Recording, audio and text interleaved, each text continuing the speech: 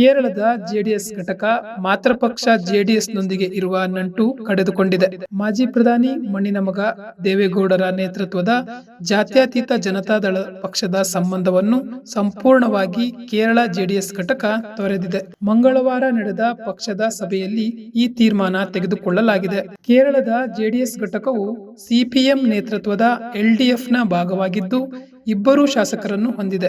ಈ ಪೈಕಿ ಒಬ್ಬರು ಕೇರಳ ಸರ್ಕಾರದ ಪಿಣರಾಯಿ ವಿಜಯನ್ ಸಂಪುಟದ ಸಚಿವರು ಕೂಡ ಆಗಿದ್ದಾರೆ. ಜೆಡಿಎಸ್ನಿಂದ ಇತ್ತೀಚೆಗೆ ಎಚ್.ಡಿ. ಕುಮಾರಸ್ವಾಮಿ ಕೇಂದ್ರ ಸಚಿವ ಸಂಪುಟದಲ್ಲಿ ಸಚಿವರಾಗಿರುವ ಹಿನ್ನೆಲೆಯಲ್ಲಿ ಕೇರಳದ ಜೆಡಿಎಸ್ ಘಟಕಕ್ಕೆ ಒಕ್ಕೂಟ ತೊರೆಯುವ ಅಥವಾ ಉಳಿಯುವ ಬಗ್ಗೆ ಶೀಘ್ರ ನಿರ್ಧಾರ ಕೈಗೊಳ್ಳಲು ಸಿಪಿಎಂ ಸೂಚಿಸಿತ್ತು. ಇದೀಗ ಜೆಡಿಎಸ್ ತೊರೆದಿರುವ ಕೇರಳ ಘಟಕ ಹೊಸ ಹೆಸರಿನಲ್ಲಿ ಪಕ್ಷವನ್ನು ನೋಂದಾಯಿಸಲು ನಿರ್ಧರಿಸಿದೆ.